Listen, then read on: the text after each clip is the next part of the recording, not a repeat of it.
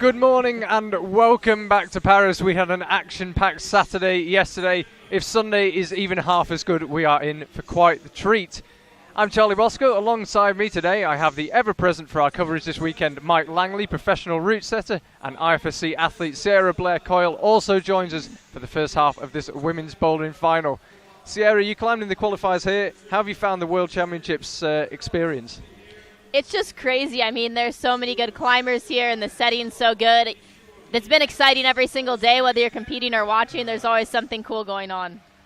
Yeah, if you didn't see the men's bouldering final yesterday, check it out. We had some incredible boulders.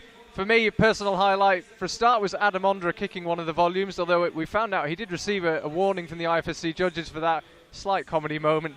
But an amazing moment as well with Manuel Cornu giving 100% on men's boulder 4. How a shoulder or a bicep didn't explode, I have no idea. We also had a fantastic women's final where Janja Garnbret at 17 years old was crowned world champion. And going into the boulder final today for the women, we've got all sorts of climbers. We've got the veteran Anna Stor, we've got Miho Nanaka, second overall. We are of course missing Shauna Coxey. She picks up a shoulder injury in Munich in the last World Cup of this year. Looking at the field, who do you think's going to win today, straight up? I mean, it's hard to say until I see how everyone's climbing today because a lot can change in between rounds. I think Petra looked the strongest yesterday, I would say, out of the finalists. But obviously it'd be cool to see Megan win because she's from the U.S., so it's anyone's game, really. Slight bias here in the commentary box. It's okay, we can put up with that. And we can see here our venue in Paris. We're in the Bercy suburb of the city. It's southeast, I'm just quickly remembering the points of the compass, southeast of the Eiffel Tower and the Champs-Élysées and the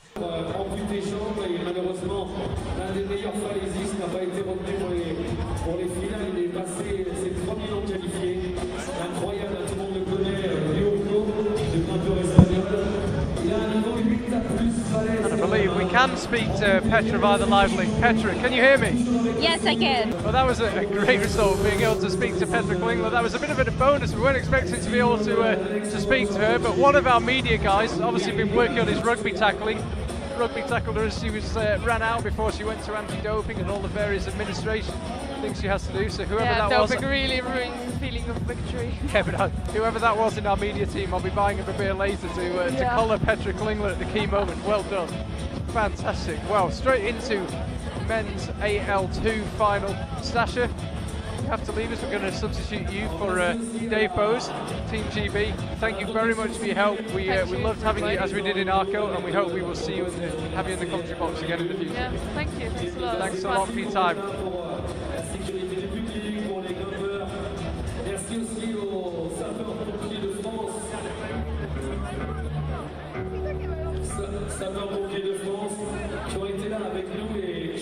Changé sans dire de bêtises. C'est principalement des sapeurs-pompiers de France de montagne. Et chaque jour, c'était une nouvelle zone, un nouveau département. Donc, mille merci pour tout le travail. Merci aussi au Men in Black de Bercy qui était là avec nous.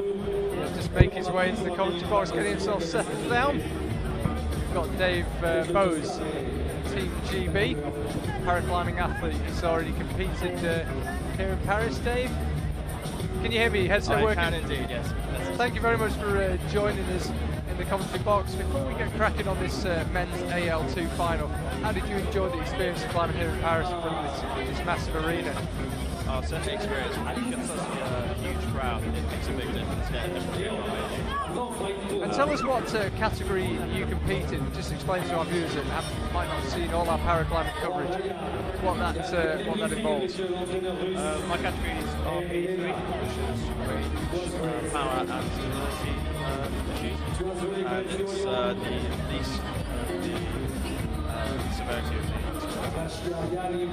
Remember, of course, we did have Robin O'Leary. We've had him in the commentary box twice this weekend. He's been earning his beers. So he has over the past few days been explaining the paraclimbing categories for those who are new to the event. Very lucky to be joined by athlete Dave Bowes. As I say, don't forget, get yourselves on Twitter, hashtag IFSCWCH. If you have any questions for Dave, any observations about this afternoon's AL2 final. I am now remembering that it's the afternoon. I've been calling it evening most of the time. We're in a vortex here in the Acor Arena. Being treated to some amazing action. That women's bouldering final. Still getting our breath back, and we are straight in the AL2. So, Dave, for our viewers at home, just explain what exactly AL2 refers to. Well, in the leg categories, there's two. There's AL1, which is not using your legs at all. Essentially put yourself after the there's not a category for that this year. And then AL2 is leg amputation. That can mean using either prosthetics or non-prosthetics. You'll see that one, maybe two chaps in this round do not use prosthetics. It's always been a bit of a controversy as to how that goes down. The athletes this year had a meeting yesterday with the IFSC and we're working to making things And just explain what you mean by the controversy. It's the fact that if you have a prosthetic, you essentially bridge out and use it to rest on. People that don't use prosthetics, they use one leg, you don't get that chance to bridge and balance. Yeah, because ultimately, even though it's a prosthetic, you've got 4 points of contact instead of 3, which, as I say, even if it's a prosthetic, is, I would assume, a fairly big advantage. It is a massive advantage, although, as you can see, there's one guy in the finals anyway. But the absolute favourite of the competition, Urko, which has dominated the sport ever since it started, was unfortunately not able to make it through the finals. There's one move in particular that's quite a stretchy move, unless you're very tall or have the prosthetics, it's very hard to get past. As you say, Urko, bit of a legend of the sport. I watched him in the semi-final. It was a bit of a surprise that we're not seeing him here in this afternoon's AL2 final. We do have 5 climbers taking part. Dave will know these guys well. Look at that list. Any thoughts on who might be onto our podium? Well, I've been following Guardia this year, and he's been training very hard at home. Just have a lot of weight strapped on. The other guys, I've not had too much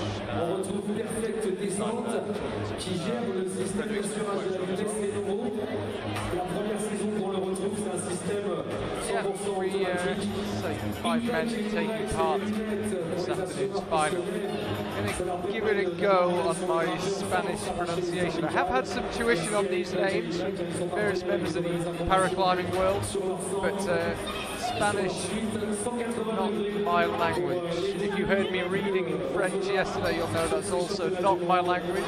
I think the moral of the story is stick at what you know. But I will have a go. Ronnie Dixon, enough Team USA. Frederick Lays of Belgium, Julien Gasque of France, and then we have Germain Pascual. I do apologise, I really do apologise. Spanish, one of the languages I've never had much joy with. Albert Guardia Ferrer will be 5th. Dave, can you improve on any of those pronunciations? I've actually spent quite a lot of time sport climbing in Spain, but beyond Venga and ordering your food, it's a language I really struggle with. Apologies for my Spanish pronunciation.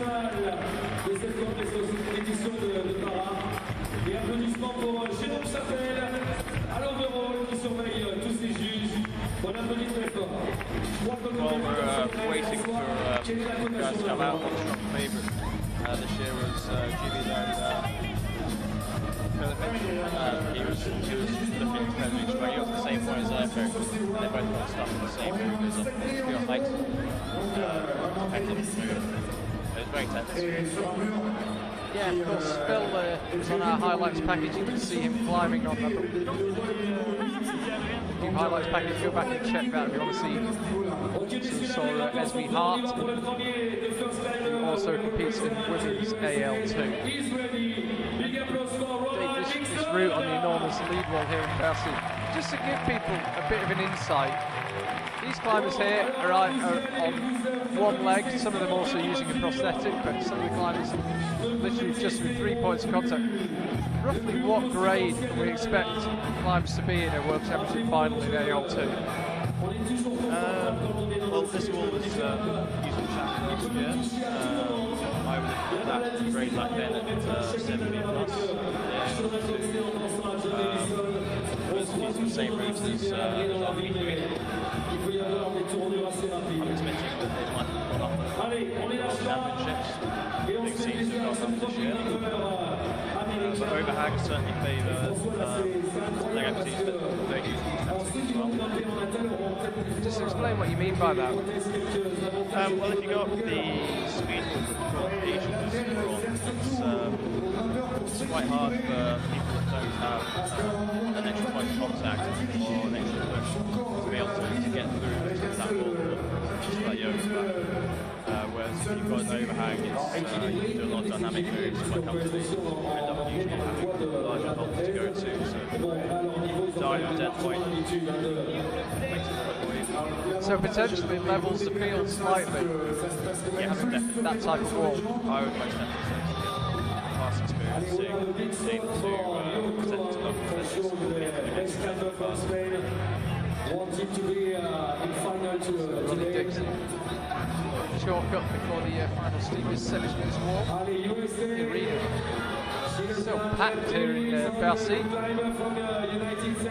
Most people you'd have thought would need to go and have a lie down after the women's boulder final, but I'm delighted to see that 99% of our crowd are still in the arena watching this AL2 final. Ronnie Dixon's walking himself very steeply part of this Bercy wall. If you've watched all our coverage, you'll be fairly familiar, I'd imagine, with the basic shape of this Bercy wall. The AL2 final lead route goes just to the right of the massive triangle that dominates the centre of the wall.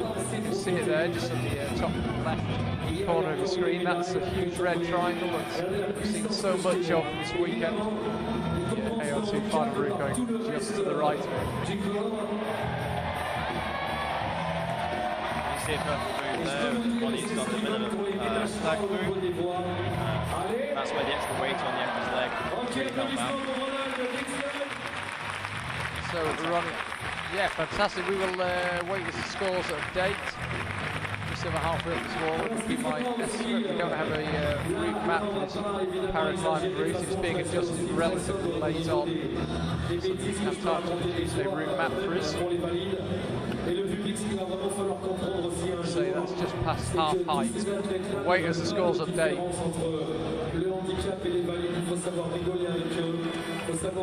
David, people that are used to watching league climbing competitions, obviously we normally see the league climbers in league conventionally flicking quick thrusts to go. Just explain why in paragliding, we go 24 plus for Ronnie Dixon. Just explain paragliding rope system. The system is put in place, I believe. Well, imagine if you're blind or you have one arm, you can't see everything going up. And I'm pretty sure it's to make it fair across the board. So, and the reason why there's a double quick draw system is just so that you've got that massive overhang. So once you get halfway, the second rope starts to pull in. Yeah, the wall is so overhanging here that obviously the top rope anchor at the very top must be at least 10 or 15 metres out from the start point. So if you were to fall off early on, you can take a fairly enormous swing. So that is why the AL2 climbs the second top rope, just to control the swing. Just rehearsing the lower moves. Dave, you a man that likes to memorise a whole route or just a crux moves? What's your general approach? I would love to be able to recognise a whole route. Unfortunately, each of my brain injuries don't let me memorise more than about two. That's why I'm a bowler.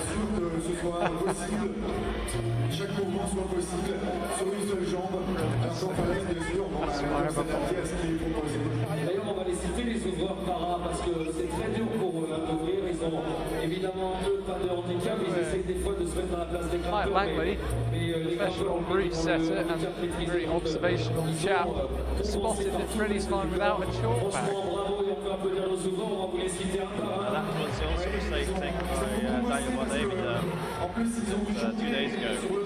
Was it yesterday? Had to very kindly ask John Churchill to borrow his bag for his final. John Churchill, of course, member of Team GB, competes in visual impairment. His coach, Robin O'Leary, has joined us a couple of times already this weekend.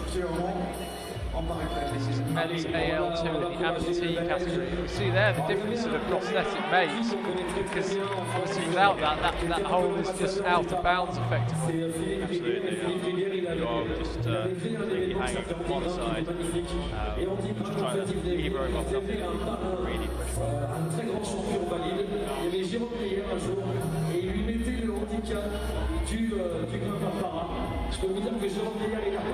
Freddie's on to the steepest section, setting a faster pace, let's say, than Ronnie.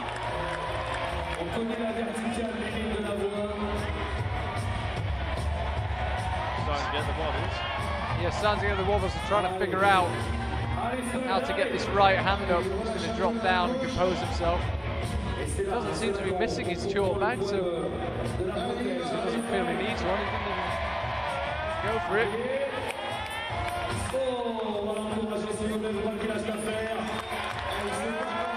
For the route setting team, how can the route setters prepare for setting paraclimbing routes? How much do you work with route setters so that they understand the constraints they're working under when setting routes for paraclimbing? Well, in actual fact, we had a meeting and sat down with the IFSC yesterday as our athletes and tried to look for ways that we could work together in the future to make things suitable across the board for each category. Yeah, hopefully in the future they'll see some videos of us climbing, different styles, like some interaction as well.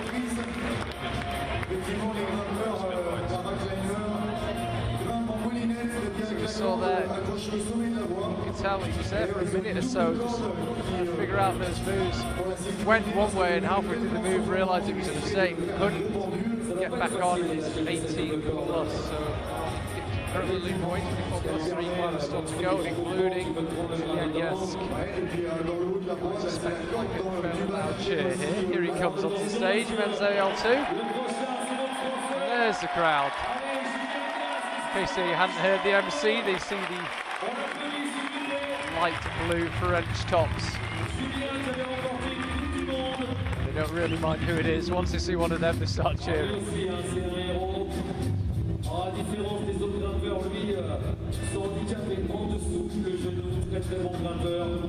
So Dave, just before we see the French athlete on the lower section of the route, just have a quick question for you. It's quite curious really. You see some of the athletes wearing the prosthetic lower leg. The technology on those prosthetic, is it standardized for the competition, or is it down to the individual, the country they come from? These things are obviously extremely expensive, and does that vary in the countries as to what technology they have? Well, yeah, there's no standard or limitations as to what you are allowed and not allowed. So, Ronnie Dixon, he's got a spring in the middle of his prosthetic, right. And since losing his leg, he decided to go into the prosthetic industry and create his own, help to create others. Right. So he's right in the middle of the industry. Some people are stuck with, for example, back in the UK, good old NHS legs. Esme was lucky enough to get in touch with Ronnie at the last World Championships. He came over and offered his services to try and help out. She now uses the leg. The company that he works for. Well, he obviously must be doing a good job, because Esme from Britain managed to secure a bronze medal here yesterday. So, as a climber and a prosthetic producer, I suppose, or a designer, he's obviously the right man to be doing the job for them. Julien here making good progress so far, looking really confident on the route. Yeah, he's certainly making it through it. He's not tiring so far. Do you find obviously some of these athletes are missing a leg on the left, some are missing on the right? Would you say, because it's a one route final, that one climber may have an advantage over another depending on which side the route may kind of climb easier? I guess that from what I can tell, the route setters will of course about including both sides, but to some extent, there will be certain sections where it will be left side favoured and right side favoured, and it's just going to be a bit of a mix-up as to how you can get through it. Yeah, I can't imagine how difficult it is to route set for something like this, but here we go then. Julien looking good here, but it's in a really hard section. You can see how small those holds are through there. Great camera shot, just how close it's. Oh! Julien just blows it through halfway, kind of up the 45-degree section of the wall there. Wasn't quite meant to be for him just this time. French crowd, as always, though, Dave, very supportive of the athletes. Again, he obviously is French, but we've seen throughout this competition, doesn't matter who you are, where you're from, what country you represent, crowd is on their feet for absolutely everybody. Yeah, the stadium lights up. Super cool. So competitions that you've got coming up, we've got the British League Championships in Awesome Walls in Sheffield, and I do believe that is going to be a para competition as well. So once again, para climbing mixed with able body climbing on the same event. Can you tell us a little bit about that and what kind of training you might be doing for that event? To be honest, all the training that the whole team has been doing this year has been scaling towards this World Championships. And by the time we get home, we'll have about 4 days rest before we've got to go up to Sheffield. So it's all been about the world. Yeah, Sheffield is mentioned on the list. This is the big one. Awesome. We have got Dave Bowes in the box with us, so if you do have any questions, get them in on Twitter, IFFCWCH. We'd love to hear from you. I'm sure Dave would love to be badgered with a few really tricky questions. So anything you've got, harder the better. Really challenge us here today. I hear this should be an interesting one. This is a guy that managed to make the move with only one left leg yesterday. Did not use the prosthetic, as you can see now. So this is really interesting now. I do believe it's our first climber out without the prosthetic. So it's going to be, yeah, this is really, really inspiring. You'll see a much more dynamic style of climbing for this guy, I can imagine. So why is Ivan, the Spanish climber, why is he preferring not to use a prosthetic? What makes that decision? It's personal preference? You know, he is used to having one leg, he just doesn't need it, or what makes the difference? For some people it's whether it's below or above the knee, so if they can actually move forward the leg. Some guys, if it's in a position where they could actually have a prosthetic or not, they might just find it easier to not have that extra weight, or to they can maybe just move a little bit more freely. But as you can see here with the Spanish climber, it's almost like he has two legs. The way he moves his hips around, twisting one side to the other, dropping his knee. You can just see him just throwing his leg one side to the other, like I say, to find those body positions. His movement is just incredible. The way he sort of can move between the footholds on either side of his body. Yeah, pretty much the double-sided drop knee. What you end up having to do if you've only got one leg and you're not using a prosthetic. My teammates Phil and Martin are incredibly good at it, and it just looks freaky. Yeah, it's incredible to see here. I was going to say, if you've got any more questions out there on Twitter, just hashtag IFSC. That's the one. WCH. It looks like Ivan was just a bit too much for him at the beginning there. I think he will be a little bit disappointed with that, unfortunately. Dave, would you expect the Spanish climber to get a little bit further there? For that midsection, I would have expected potentially a little bit further on, just because that's the angle it favours for people without the prosthetic, I would say. That's what I said earlier, but certainly helps people to use the prosthetic. So out next, a bit of a hero in climbing, Albert again from Spain. We saw this guy in qualifying. You must have seen him backstage. You know, he's a bit of a celebrity around here.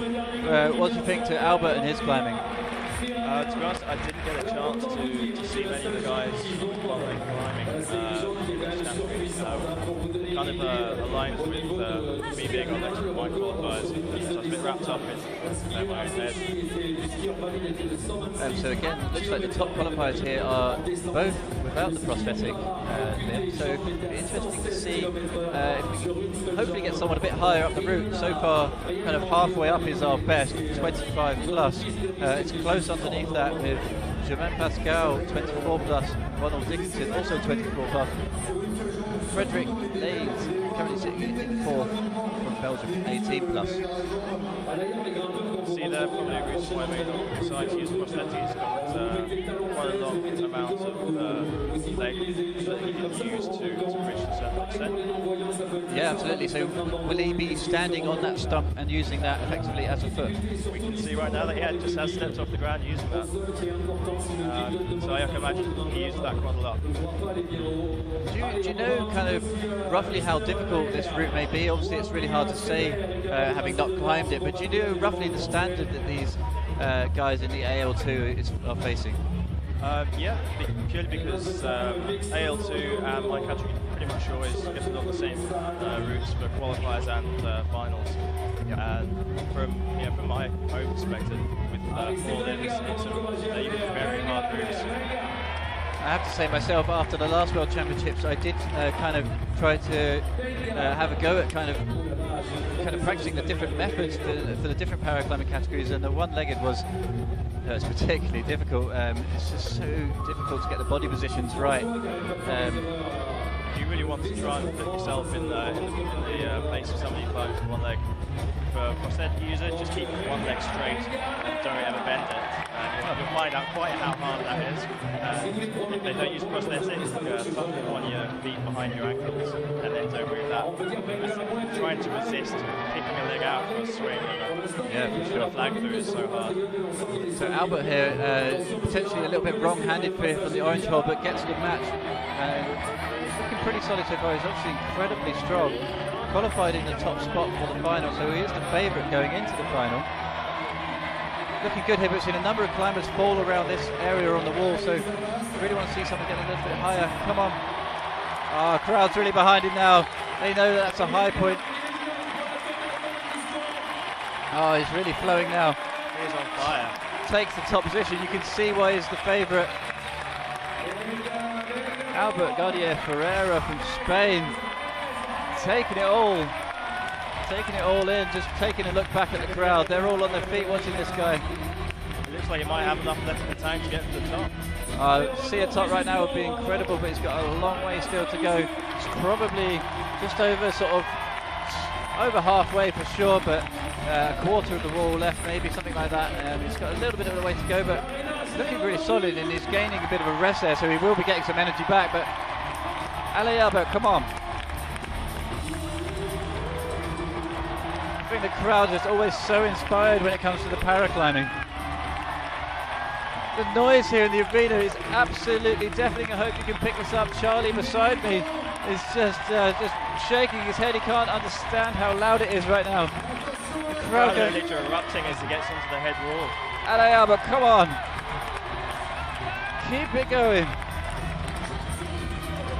Great shot there. His face is still looking pretty cool and collected. He's really putting on a show here in Paris.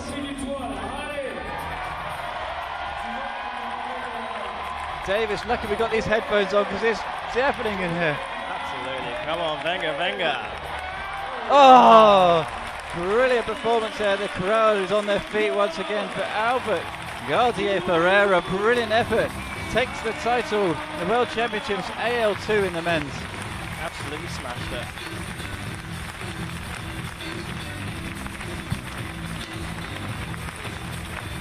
There we see the crowd on their feet, applauding an extraordinary effort. Didn't quite get the top, but he's just made his way onto the head wall. No doubt who your winner here is today, though. Just having a quick chat with the Beal. I think he was just asking, was that the highest? He certainly looks happy. Beal, I think, just pointing out where everyone else got to. He doesn't need to worry. Albert, he's a world champion. Crowd again wants to erupting as he leaves. Off the stage quickly. I thought he might milk it a bit longer, but I suspect the friends, family and coaches backstage are going to be getting hugged as we speak. Let's have another look. Sticks in the air wave.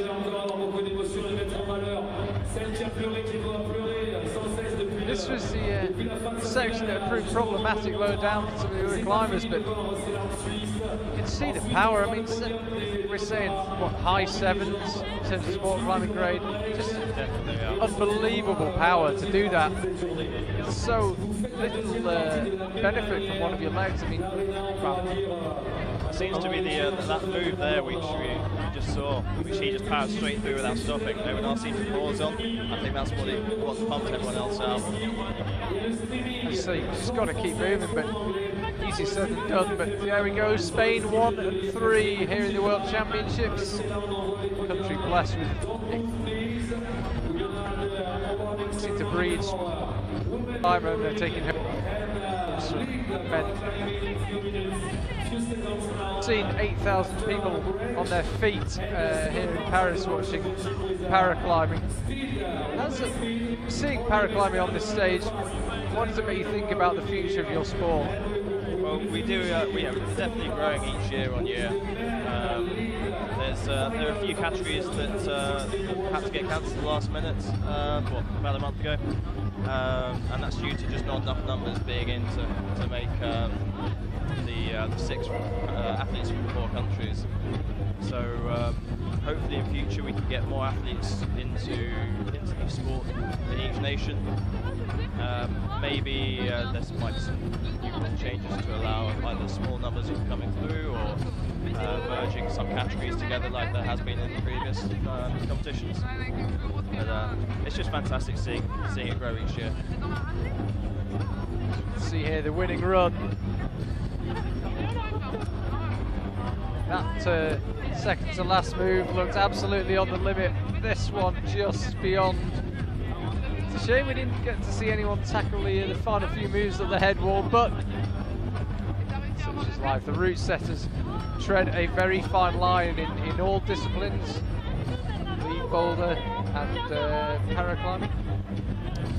It's such a fine line between making that nobody can do it, a level where you get too many tops, but pretty fine effort I think there for the route setters. Clear spread.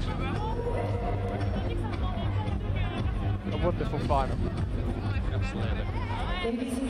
So we're now going to see the podium. So we'll now have the podium ceremony for the men's at AL2. We had an excellent final, 5 finalists. Ultimately, it comes down to 3 who will be on the podium. Spain collects 2 World Championship medals, one of them gold, one of them bronze, separated by Julien Gasque of France.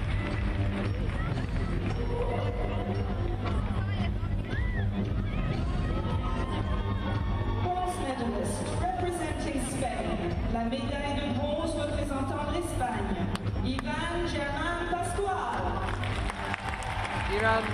Germain Pascual, he takes the podium to claim his bronze medal. The crowd on their feet here in Paris. Delighted to say they've stayed not only to watch the men's AL2 final, they've stayed for both podium ceremonies. Great scenes here. La médaille d'argent représentant la France, Julien Gasque. Julien Gasque, unsurprisingly, it's a loud cheer from this French crowd. They enjoyed watching him. Held the lead. Albert got on the wall. France adds to its already impressive medal tally for this championships.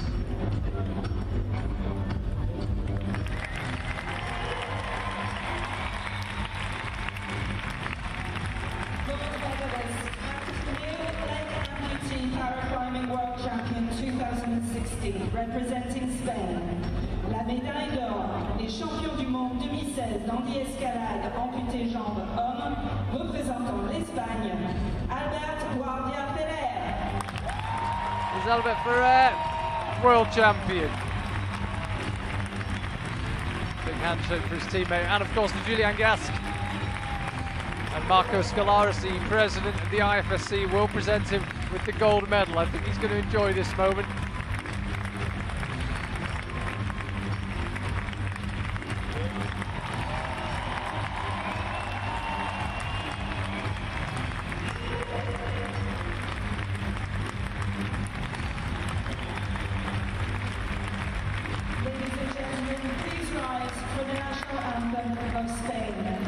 Spanish national anthem. Veuillez vous lever pour accueillir l'hymne national de l'Espagne.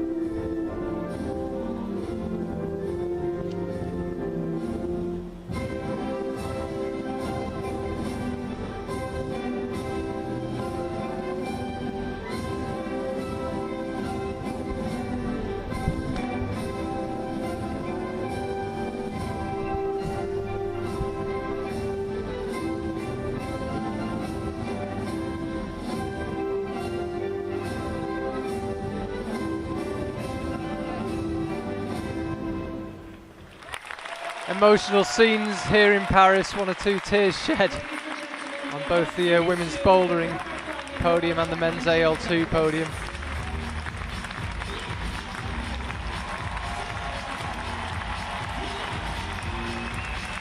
I think the Spaniards and the Swiss will be the teams to hang out with this evening, that's for sure. Might be a Sunday night, but I think the Bercy suburb of Paris will be coming to life this evening.